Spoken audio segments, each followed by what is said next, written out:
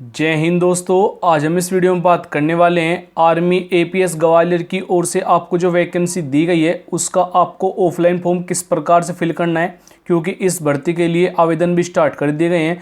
आपको यहाँ पर कंप्लीट जानकारी दी जाएगी, कैसे आपको फॉर्म सेंड करना है, कैसे आपको डॉक्यूमेंट फिल करना है और कौन कौन से डॉक्यूमेंट की नीड रहेगी, सभी जानकारी आपको इस वीडियो में दी गई है। तो नमस्कार दोस्तों, आपका बहुत बहुत स्वागत है आपके अपने यूट्यूब चैनल पर।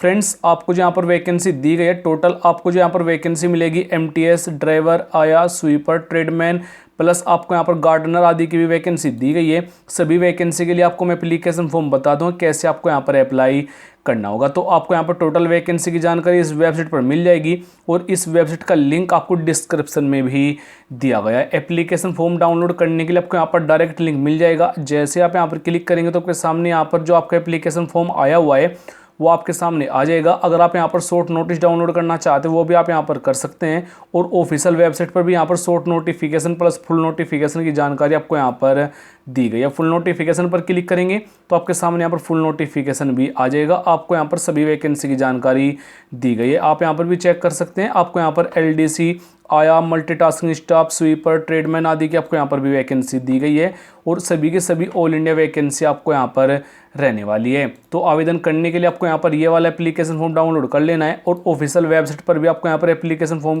को बताया गया है।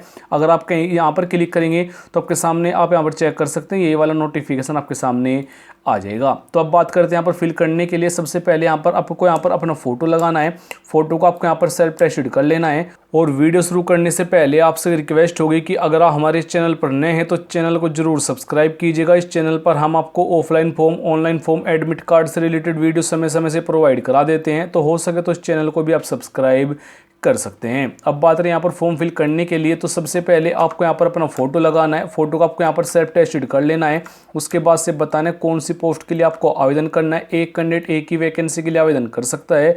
अब देखिए फ्रेंड्स, आपको जो फॉर्म फिल करना है हिंदी और इंग्लिश किसी भी लैंग्वेज में कर सकते हैं। अगर आप इंग्लिश में फिल कर रहे हैं तो आपको जो यूज करना है कैपिटल लेटर का आपको यहाँ पर यूज करना होगा। आपको यहाँ पर भी जानकारी दी गई। सबसे पहले यहाँ पर कैंडिडेट का नेम मेंशन करना है। आपको यहाँ पर अपने पापा का नेम और या फिर अपने हस्बैंड का नेम बताना होगा। अगर आप फीमेल कैंडिडेट है और आपकी शादी हो चुकी है तो आपको यहाँ पर अपने हस्बैंड का नेम मेंशन करना होगा। डेट ऑफ बर्थ आपको यहाँ पर बतानी है। एज काउंट करके बतानी होगी। 1 अप्रैल 2025 को आप कितने वर्ष के हो जाते हैं उसकी आपको यहाँ पर एज काउंट करके जानकारी देनी होगी। कंप्लीट एड्रेस देना होगा। चलो मैं इस फॉर्म को पहले फिल करता हूँ, उसके बाद से आपको आगे कंप्लीट जानकारी दे दूंगा। अब देखिए फ्रेंड्स, आपको यहाँ पर अपना फॉर्म कुछ इस प्रकार से फिल करना है। आपको यहाँ पर ब्लू कलर की पेन ले लेनी है। लेने के बाद आपको यहाँ पर फोटो लगाना है। सेल्फ अटेस्टेड आपको कुछ हाफ यहाँ पर करना होगा, हाफ हाफ आपको यहाँ पर सिग्नेचर करने हैं। आधे सिग्नेचर आपके फोटो पे होना चाहिए और आधे सिग्नेचर आपके यहाँ पर ब्लैंक पर होने चाहिए। उसके बाद से यहाँ पर कैंडिडेट का नेम मेंशन करना होगा। जैसे कि मेरा नाम गौरव कुमार है तो यहाँ पर मैंने अपना नेम मेंशन किया हुआ है। आपको यहाँ पर अपना नेम मेंशन करना है। आपको यहाँ पर अपने पापा का नेम बताना होगा। अगर आप फीमेल कैंडिडेट तो है और शादी हो चुकी है तो आपको यहाँ पर अपने हस्बैंड का नेम मेंशन करना होगा। उसके बाद से आपको यहाँ पर डेट ऑफ बर्थ बताना है। एज आपको यहाँ पर काउंट करके बताना होगा। अब देखिए फ्रेंड्स, आपको यहाँ पर एज काउंट करने के लिए सिंपल आपको गूगल क्रोम में चले जाना है। आपको यहाँ पर टाइप करना है एज कैलकुलेटर। आपके सामने पहली वेबसाइट आई है, ये मेरी वेबसाइट नहीं है, इस पर आपको चले जाना है। जाने के बाद आपको यहाँ पर अपने सबसे पहले अपनी डेट ऑफ बर्थ बतानी होगी। जो भी आपकी डेट ऑफ बर्थ है वो आपको यहाँ पर मेंशन करनी है और आपको यहाँ पर अपना डेट ऑफ बर्थ बताना होगा। डेट ऑफ बर्थ बताने के लिए अब आपसे यहाँ पर पूछेगा कि आपको एज आपको कब काउंट करनी है, तो आपको यहाँ पर काउंट वाली डेट बता देनी है। जैसे कि 1 अप्रैल 2025 यहाँ पर मांगी गई है, उसी पर आपको यहाँ पर क्लिक करना है। तो आपके सामने यहाँ पर 26 ईयर 2 मंथ 12 डेज आपको यहाँ पर आ जाएगा, यानी कि आप इतने वर्ष के हो चुके हैं। तो वही आपको यहाँ पर इस वाले फॉर्म में फिल करके बताना होगा। तो मैं यहाँ पर इसको जल्दी से फिल कर लेता हूँ। बस आपको यहाँ पर कैपिटल लेटर का यूज करना होगा। उसके बाद से आपको यहाँ पर अपना कंप्लीट एड्रेस देना होगा। जैसे कि village, post office, district, pin code आदि आपको यहाँ पर मेंशन करनी होगी। जैसे कि यहाँ पर मैंने विलेज और पोस्ट फिल किया हुआ, इसी प्रकार से आपको यहाँ पर फिल करना है। अगर आपका विलेज और पोस्ट ऑफिस एक ही विलेज में है तो आपको यहाँ पर आपको विलेज प्लस पोस्ट करने के बाद आपको यहाँ पर विलेज का नेम मेंशन कर देना है। अपने डिस्ट्रिक्ट बतानी है, तो यहाँ पर जैसे कि मुजफ्फरनगर से यहाँ पर मैंने अपनी डिस्ट्रिक्ट बताई है, आपको यहाँ पर अपनी डिस्ट्रिक्ट बतानी है। स्टेट आपको यहाँ पर बता देना है। पिन कोड आपको यहाँ पर बताना है, वर्किंग मोबाइल नंबर देना है और वर्किंग जीमेल आईडी आपको यहाँ पर देनी होगी, यानी चालू आपको यहाँ पर देनी है, क्योंकि जो भी अपडेट होगा आपके मोबाइल नंबर और जीमेल आईडी पर यहाँ पर सेंड कर देंगे। उसके बाद से जो 7 नंबर रहेगा आपको यहाँ पर अपनी एजुकेशन क्वालिफिकेशन की जानकारी मेंशन करनी होगी। एजुकेशन क्वालिफिकेशन की जानकारी आपको यहाँ पर सबसे पहले 10वीं और 12वीं की जानकारी आपको यहाँ पर देनी होती है। अगर कोई वैकेंसी 8वीं पास है से और आपके पास 8वीं की जानकारी नहीं है तो आप यहाँ पर 10वीं की भी जानकारी दे सकते हैं, कोई प्रॉब्लम आपको नहीं होगी। उसके बाद से आपको यहाँ पर बोर्ड या फिर यूनिवर्सिटी का नेम बताना होगा। आपको यहाँ पर पासिंग ईयर बताना है, सब्जेक्ट बताना है और परसेंटेज आपको यहाँ पर बतानी होगी। इसी प्रकार से आपको यहाँ पर अपने 12वीं की जानकारी मेंशन करनी है, बोर्ड बताना है, पासिंग ईयर बताना है, सब्जेक्ट बताना है, किस साइड से आपने यहाँ पर क्यों हुई है। उसके बाद से आपको यहाँ पर परसेंटेज बताना होगा।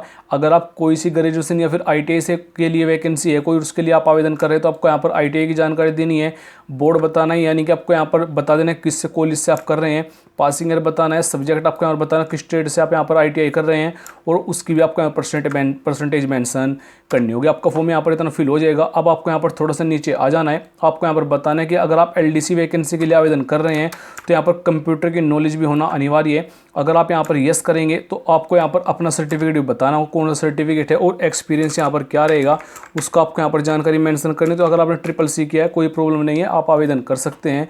और आपको यहाँ पर अपनी हिंदी और इंग्लिश की टाइपिंग की स्पीड भी बतानी होगी कि जो मेरी टाइपिंग की स्पीड आती है वो कितनी आती है, उसकी जानकारी आपको यहाँ पर मेंशन कर देनी है। अब आपको यहाँ पर थोड़ा सा नीचे आ जाना है। अगर आप यहाँ पर कोई अदर वैकेंसी के लिए आवेदन कर रहे हैं तो आपको यहाँ पर नो मेंशन करना है और ब्लैंक आपको ये छोड़ देना है, कोई प्रॉब्लम आपको नहीं होगी। और अगर आप एक्सपीरियंस देना चाहते हैं तो इस वाले बॉक्स में आपको यहाँ पर एक्सपीरियंस की जानकारी देनी होगी। अगर किसी वैकेंसी के लिए मांगा है और आप उसी के लिए आवेदन कर रहे हैं तो आपको यहाँ पर उसकी जानकारी मेंशन कर देनी 9th नंबर में। अब आप बात करें आपको यहाँ पर 10th में बताना है फैमिली स्टेटस आपको यहाँ पर बताना होगा।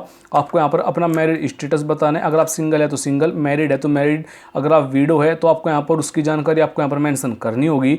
उसके बाद से यहाँ पर occupation of father husband wife आपको यहाँ पर बताना, व्यवसाय अपना जो भी आपके पापा का या फिर हस्बैंड का या फिर वाइफ का जो भी है उसकी जानकारी आपको यहाँ पर मेंशन कर देनी है। और अगर आप एक्स सर्विसमैन कैंडिडेट है तो आपको यहाँ पर आपसे यहाँ पर पूछा गया है तो अगर आप यहाँ पर यस करेंगे तो आपको यहाँ पर अपनी कंप्लीट जानकारी देनी है, रैंक भी बतानी है। और अगर आप नो करते हैं तो आपको यहाँ पर कोई प्रॉब्लम नहीं होगी, बस आपको ब्लैंक छोड़ देना है। उसके बाद से आपको यहाँ पर बताने, अगर आप मैरिड वहाँ पर सेलेक्ट कर लेते हैं यस, यानी कि हाँ अगर आप मैरिड करेंगे तो आपको यहाँ पर बच्चों की संख्या बतानी होगी, जेंडर के अनुसार बतानी है, कितना आपके लड़के हैं कितने बॉय हैं उसकी जानकारी आपको यहाँ पर देनी होगी। अब आपसे यहाँ पर 250 रुपये का यहाँ पर डिमांड ड्राफ्ट भी मांगा गया है, आपको यहाँ पर उसकी जानकारी दे देनी है। फिर आपको यहाँ पर किस डेट में आपने यहाँ ये बनवाया हुआ है उसकी जानकारी आपको यहाँ पर देनी है। आपको जो यहाँ पर मेंशन करना है 250 रुपये मेंशन करना है।